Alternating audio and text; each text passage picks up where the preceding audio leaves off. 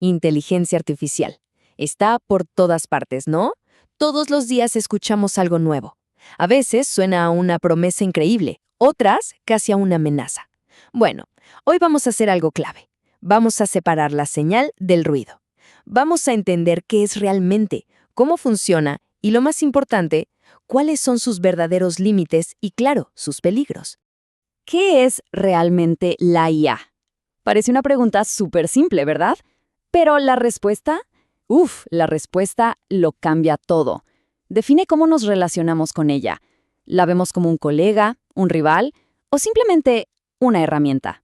Para llegar al fondo de esto, lo primero es lo primero. Necesitamos un buen mapa. Muy bien, entremos en materia. Para poder hablar del futuro tenemos que entender muy pero muy bien el presente, y para eso nada como empezar con una definición clara. Ok, entonces, ¿qué es la inteligencia artificial? O IA, como le decimos todos. Miren, no es una cosa, no es una sola tecnología. Pensemos en ella más bien como el gran objetivo. ¿Y cuál es ese objetivo? Pues crear sistemas que puedan simular la inteligencia humana, que puedan, por ejemplo, razonar, aprender, resolver problemas, como lo hacemos nosotros. Perfecto. Si la IA es el destino, ¿cuál es el vehículo que nos lleva? Bueno, aquí es donde la cosa se pone interesante. Entran en juego el Machine Learning y el Deep Learning. Ojo, no son lo mismo que la IA, para nada. Son, digamos, los motores que hacen que todo esto funcione. Son los métodos que le permiten a las máquinas aprender de los datos para, poco a poco, acercarse a esa meta. ¿Listo? Ya tenemos los conceptos básicos. Ahora vamos a trazar una línea, una división súper importante. De un lado, la IA que usamos todos los días. Y del otro, la que vemos en las películas, la que todavía está en los laboratorios. Realidad versus, el horizonte. Empecemos con la realidad. Esto es lo que se conoce como inteligencia artificial estrecha o ANI. Piensen en ella como un súper especialista. Por ejemplo, el algoritmo que recomienda series, el sistema que detecta un posible fraude en la tarjeta de crédito o el asistente de voz en el celular. Son brillantes, pero solo en una cosa, en su única tarea. Si se le pide que haga otra cosa, no puede, no sabe generalizar. Ahora, ¿cuál sería el siguiente nivel? El gran sueño, por así decirlo. Sería la inteligencia artificial general, o AGI. Imaginen un sistema que pudiera aprender, razonar y adaptarse a cualquier tarea, igual que un ser humano. Ese es el santo grial de la IA. Pero seamos claros, hoy por hoy sigue siendo un objetivo de investigación. Aún no estamos ahí. Y si nos vamos todavía más lejos, al terreno de la ciencia ficción, encontramos la superinteligencia, o ASI. Esto ya es un concepto totalmente teórico.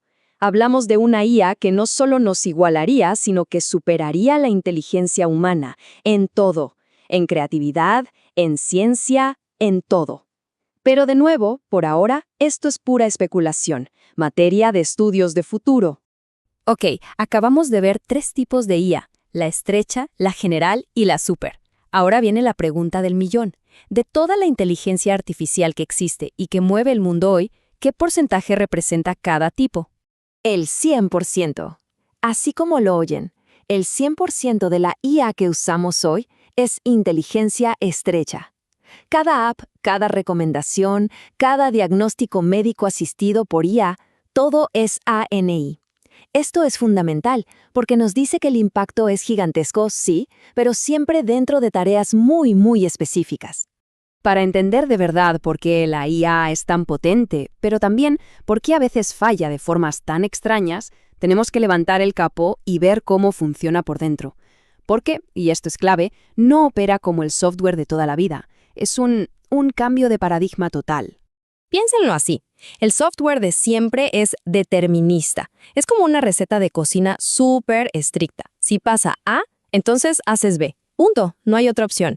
En cambio, la IA moderna es probabilística. No le damos reglas, le damos una montaña de datos.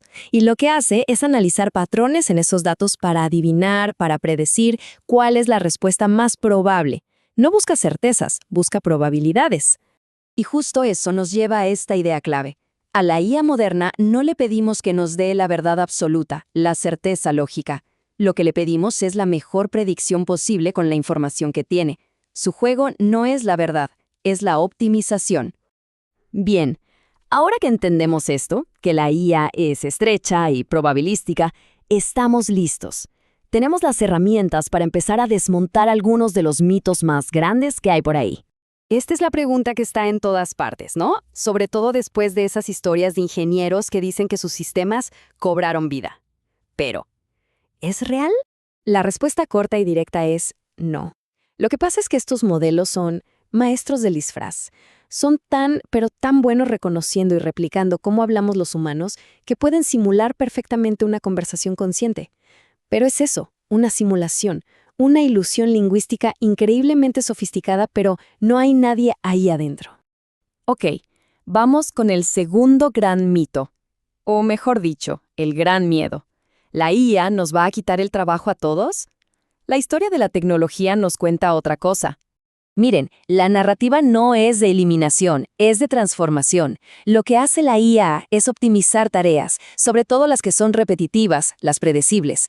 Y al hacer eso, ¿qué pasa? Nos libera el tiempo y el talento humano para que nos enfoquemos en lo que por ahora solo nosotros podemos hacer, la creatividad, el pensamiento estratégico, el juicio crítico. El reto no es si nos van a reemplazar, sino cómo nos vamos a adaptar. Entonces, si descartamos la idea de una IA consciente que se revela, ¿significa que estamos a salvo? ¿Que no hay peligros? Pues no, para nada. De hecho, los peligros más grandes y reales no vienen de las películas, vienen directamente de su diseño, de esa naturaleza probabilística de la que hemos estado hablando. Y hay dos vulnerabilidades clave que tenemos que tener en el radar. La primera, las alucinaciones, y la segunda, el sesgo algorítmico. Y lo interesante es que ambas nacen precisamente de la forma en que estos sistemas aprenden. Hablemos de las alucinaciones. ¿Qué son? Imaginen que le preguntan algo a una IA y les da una respuesta súper bien escrita, súper convincente, pero que es totalmente inventada. Se saca de la manga datos, citas, hechos que no existen. Y lo más increíble es que no es un bug, no es un error que se pueda arreglar y ya. Es un riesgo que viene de fábrica, por así decirlo. Porque el sistema está diseñado para predecir la siguiente palabra más probable, no para verificar si es verdad. Y luego tenemos el sesgo algorítmico, que es quizá más peligroso. Funciona así. Si los datos que le damos a la IA para que aprenda ya tienen nuestros propios prejuicios, la IA no solo los va a aprender, lo que va a hacer es amplificarlos. Y de repente tenemos sistemas que toman decisiones discriminatorias de forma automática y a una escala masiva. El problema no es la IA, es el reflejo de los datos con los que la alimentamos. Todo esto nos lleva a la recta final, y la conclusión es clara. La conversación importante sobre la IA no debería ser sobre robots malvados y futuros apocalípticos, debería ser sobre estrategia, sobre cómo manejamos y gobernamos la increíble herramienta que ya tenemos en nuestras manos. Porque al final del día, esto es lo que tenemos que recordar. La IA no es un ser pensante, no tiene voluntad, es una herramienta. Una herramienta estadística, eso sí, con un poder que nunca antes habíamos visto. Y su éxito o su fracaso, su seguridad, todo depende de nosotros, de la calidad de los datos que le damos y de la supervisión que ejercemos. Así que, al final la atención se desvía de la máquina y regresa inevitablemente a nosotros, a los humanos. La gran pregunta que debemos hacernos no es ¿qué tan inteligente llegará a ser la IA? La pregunta de verdad es ¿seremos nosotros lo suficientemente sabios para usarla bien? Y esa es la conversación que tenemos que tener ya.